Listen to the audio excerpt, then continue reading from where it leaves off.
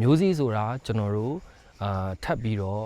တီးနှံတွေဖွံ့ဖြိုးဖို့အတွက်ထပ်ပြီးတိုးပွားဖို့အတွက်ကျွန်တော်တို့မျိုးစေ့ဆိုတာအရေးကြီးပါတယ်ဒီမျိုးစေ့ကိုတေချာစိုက်ပျိုးရင်အပင်ကြီးတွေဖြစ်လာမယ်တီးနှံတွေအများကြီးဖြစ်လာမယ်ကျွန်တော်တို့မိသားစုပတ်ဝန်းကျင်အများကြီးစားသုံးလို့ရမယ်အဲ့တော့ဒါမျိုးရှိပါတယ်မျိုးစေ့ဆိုတာပေါ့နော်အဲ့လိုမျိုးကျွန်တော်တို့မျိုးစေ့ကိုစိုက်ပျိုးတာမဟုတ်ဘဲနဲ့မျိုးစေ့ကိုလှော်စားမိတဲ့အခိုက်အတန့်တွေရှိပါတယ်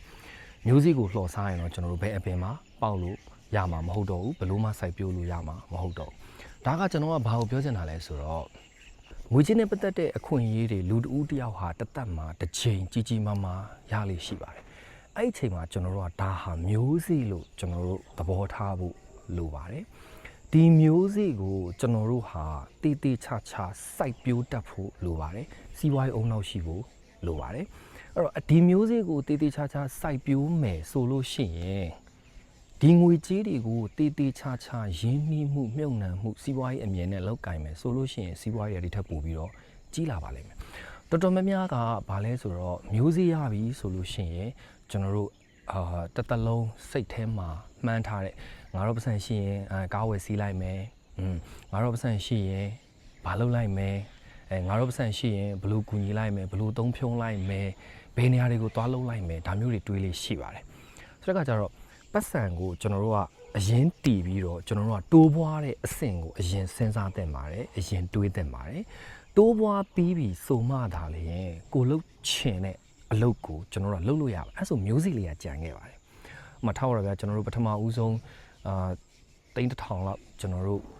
ဘတ်ကနေရခဲ့တယ်ဆိုပါစို့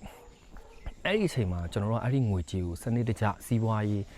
အုံနောက်ကြီးကြီးမားမားနဲ့ကျွန်တော်တို့စနစ်တကျစီမံခန့်ခွဲသင့်ပါတယ်ပြီးတော့မှပဲကျွန်တော်တို့သုံးကျင်တယ်လို့ရည်ရွယ်ထားတဲ့စီကိုရလာတဲ့အမြတ်ငွေတွေပွားလာတဲ့အမြတ်ငွေတွေကနေတဆင့်သွားသုံးသင့်ပါတယ်မဟုတ်ဘဲနဲ့ကျွန်တော်တို့က3000လောက်ရလာတဲ့3000ကိုဟာငါကားစီးချင်တာငါနိုင်ဝယ်ချင်တာငါဖက်နဲ့အကောင်းစားအင်ကြီးအကောင်းစားဝတ်ချင်တာတင်မလားဟိုနောက်ပြီးတော့ကျွန်တော်တို့ဟိုအဲ့လိုမျိုးပေါ့နော်ဟိုတခြားဟိုဘသူ့ကိုကူညီချင်တာညာလူကိုပေးချင်ကမ်းချင်တာဒါမျိုးတွေရှိရမျိုးပေါ့နော်အဲ့နေရာမှာတုံးလိုက်တယ်ဆိုလို့ရှိရင်ငွေရမတိုးပွားနိုင်တော့မတိုးပွားနိုင်သူကမျိုးစီလေးကိုလှော်စားလိုက်တယ်လို့ပဲဒီမျိုးစီကနေထပ်ပြီးတော့အပင်ကြီးပေါက်လာတဲ့အဆင့်မရောက်တော့မျိုးစေ့နဲ့တင်မဲ့လမ်းကဆုံးသွားပါလိမ့်မယ်အဲ့တော့မျိုးစေ့ရလာတဲ့အခွင့်အရေးကြီးကြီးမားမားရလာတယ်ဆိုအရင်ဆုံးအရင်တီးပါစီးပွားရေးတေချာလောက်ပါနားလေတဲ့သူတွေနဲ့တက်ကြွတဲ့သူတွေနဲ့တိုင်ပင်ပါစီးပွားရေးအပင်ကြီးတီးလာပြီးပေါက်လာပြီးဆိုမှခုနကကိုလှုပ်ချင်တဲ့တခြားကိစ္စတွေကိုသွားလုပ်ပါအချိန်တော့မကြပါဘူးအဲ့ဒါဆိုရင်ကို့မှာဘာဖြစ်လဲဆိုတော့မျိုးစေ့လေးကနေအပင်ကြီးတစ်ပင်လုံးကြံခဲ့ပါလိမ့်မယ်အဲ့ဒီအပင်ကြီးကအမြဲတမ်းအသီးတွေအပွင့်တွေတီးပေးပွင့်ပေးနေပါလိမ့်မယ်အဲ့ဒီရလာတဲ့အသီးတွေအပွင့်တွေကြားမှာပဲကိုလှုပ်ချင်တဲ့အရာတွေကိုဆန္ဒရှိတဲ့အရာတွေကိုလုပ်ပါလို့အကြံပြုချင်ပါတယ်အခွင့်အလမ်းနဲ့ပတ်သက်တဲ့ကြီးကြီးမားမားအခွင့်အရေးတွေရလာပြီဆိုလို့ရှိရင်အဲ့ဒါကိုမျိုးစေ့လို့သဘောထားပါဘယ်တော့မှလော်မစားမိပါစေနဲ့စီးပွားရေးအတွေးစီးပွားရေးအမြင်စီးပွားရေးအုံနောက်ရှိဖို့ကျွန်တော်ကတိုက်တွန်းပါတယ်ကျေးဇူးတင်ပါတယ်ခင်ဗျ